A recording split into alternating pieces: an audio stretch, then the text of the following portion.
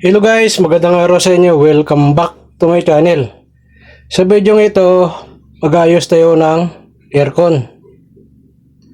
Ang brand niya ay Condora. Condora ang brand ng aircon. Titingnan natin kung ano sira.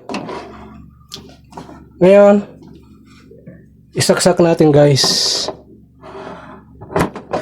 Yan, naka-on na siya. Subukan natin ngayon. Muugong lang siya.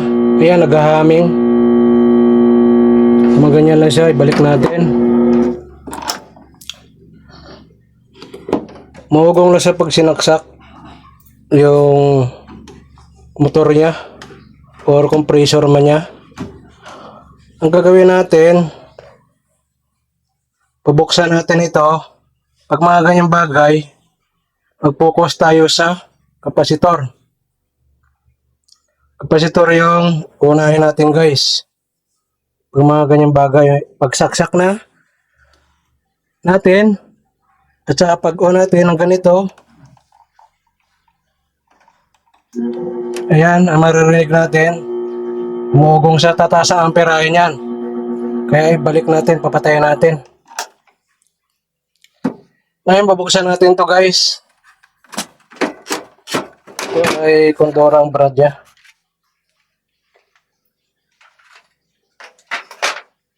Buksan natin to. Buksan natin yung cover sa likod. Sa taas. Yan. Tanggalan natin.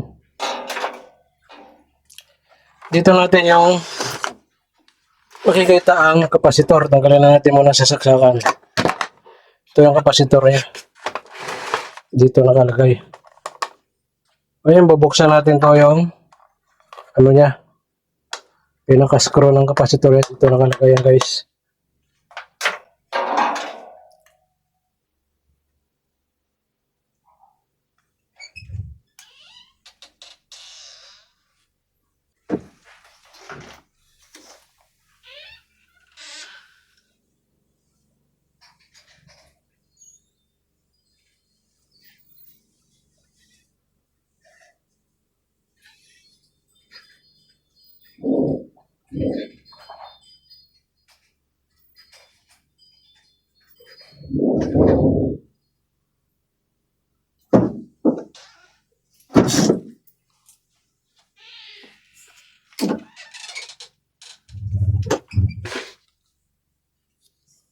Tagalin natin yung straw.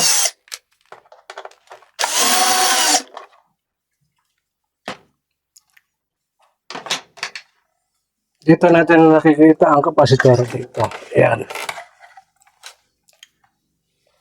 Ngayon, ito yung makikita natin sa kapasitor niya.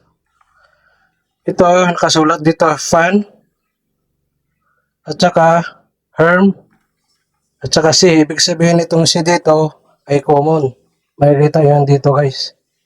Sa fan, dito makikita sa brown na cable niya. Itong herm ay connected dito sa motor natin.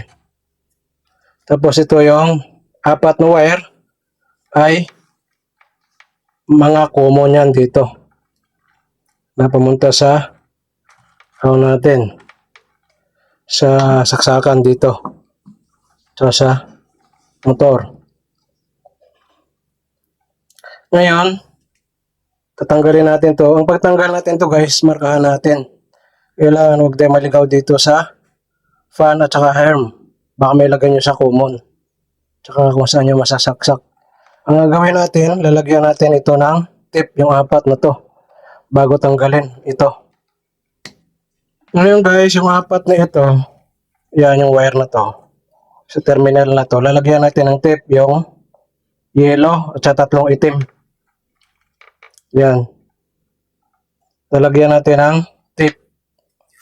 Para pagbalik natin, mamaya pagpalit natin ang ano natin, ng kapasitor, ay hindi tayo maligaw. Tsaka ito. Picturean nyo ito. Kung saan nakalagay yung kulay ng wire ay sa herm.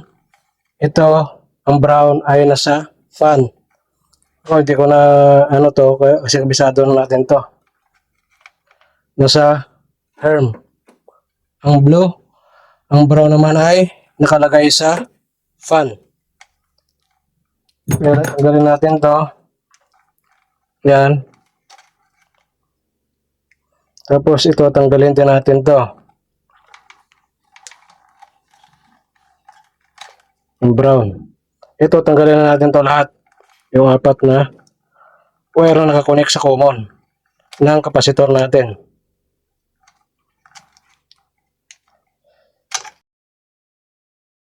Ngayon, ito guys, ay makikita nyo, ayan, ay yung fan, kung saan nakalagay brown dito. Yung herm ay sa blue. Ito naman ay sa common, CO. C. Ayan o C. Tapos ayan yung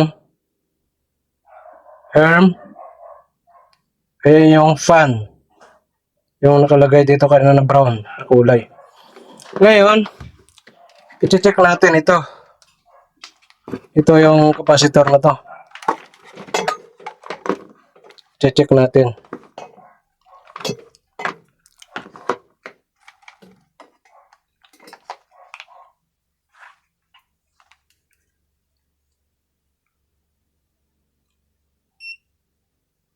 Kaya pag-check natin guys, ilagay natin sa capacitance. Ito yung sa capacitance yan. Yan ang capacitance na sign. Diyan natin ilagay. Ngayon, lagyan natin ng ilaw. Ayan, naka 0, 0. Ngayon, ang pag-test naman ito, dahil yung nakalagay dito, ayan, yung 12 VOF ay nasa motor compressor to. Ito. Ito yung herm. Napunta dito sa common. Yan ang dapat ay may reading tayo dito na 12 VOF. Yan. Tapos yung sa ano natin sa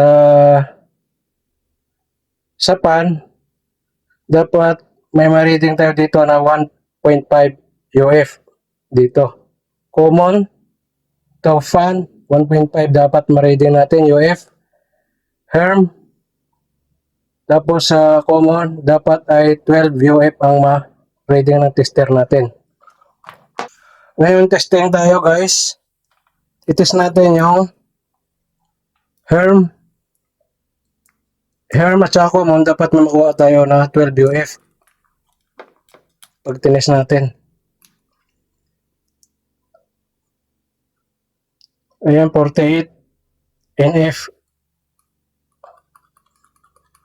Dapat UF dito yung marireading niya. Ayan. Tapos dito naman sa fan to common, dapat ay may 1.5 UF. Wala siyang na-reading. Ayan. Wala siyang na-reading guys. Kaya dito na tayo mag-focus. Palitan natin to. Dapat parehas din ang value ang papalit natin na kapasitor. Ayan. Kung ano nakalagay, kasi original niya to, 12 plus 1.5 ito. Ayan. 12 plus 1.5. Minus plus 5%. Dapat ganun din ang pamalit natin ng value. Ito yung pamalit natin itong bago. Ayan. Nakalagay dito ay 12 plus 1.5 UF din. CBB65A-1. Ngayon, check natin to kasi bago to. Herm at saka common, dapat may makuha tayo na 12 UF. Ito yung mula sa motor compressor papunta dito sa common natin. Ngayon, check natin.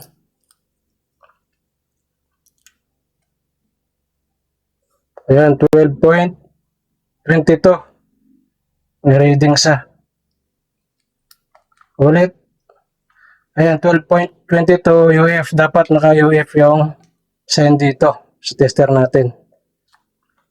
Ngayon, okay sa kasi bago, common to harm na pupunta sa compressor natin. Dapat 12 UF. 12 UF sa guys. 12.22 UF. Ngayon dito naman sa fan at saka sa common natin. Terminal dapat ay may 1.5 UF. Marireading sa ano natin. Tester. Ay 1.5. Sakto 1.5 UF. Ayan. Fan to common. Tapos harm to common. Yan ang tamang pag-test yan. Dito. Apat na terminal. Ngayon, kung saan natin nailagay ito, dapat picture natin kayo na nakalagay ito sa harm. Dito natin ikukunik yung blow. Ayan. Tapos ito yung brown ay sa fan. Ayan. Ito, kahit saan mo na isaksak ito, ang apat kasi isa silang terminal. Common ito guys, na pumunta din sa compressor natin. Ayan. Balik natin yan. Tapos subukan natin i-test yung aircon. Kung uugong pa ba siya.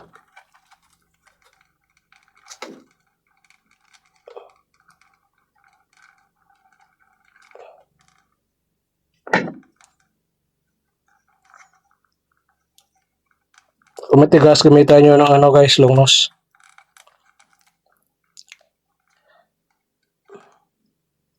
Kailangan naka ano sa maayos yung ano niya. Tapos ito yung black dito sa isang terminal din. Ang gagawin nyo, sundan nyo lang yung ginawa ko, lagyan nyo ng tape para hindi kayo maligaw. Ayan. Yan, nakalagay na lahat. Herm, blue na color. Papunta sa ano natin, dito sa compressor. Ito naman papunta sa fan motor ng ano natin, aircon. Ito yung fan. Kasi may nakalagay dito fan, herm, at saka C. Dito. Ngayon, okay na. Tanggalin natin itong tip.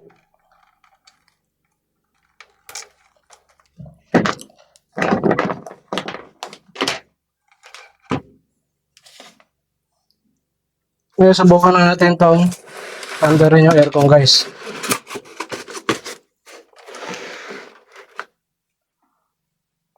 Subukan natin pandarin ito.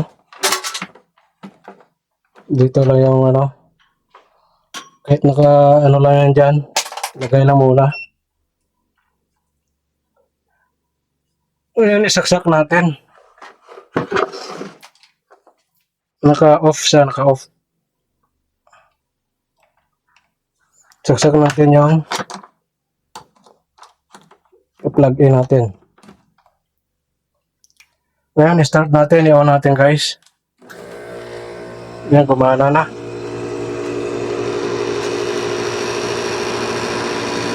Gumana na siya guys. Di na siya umuugong. Yan o.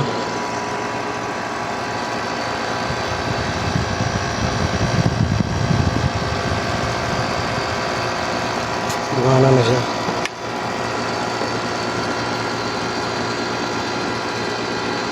Ganun lang yung gagawin nyo guys. Halimbawa pag start nyo, muugong lang yung motor.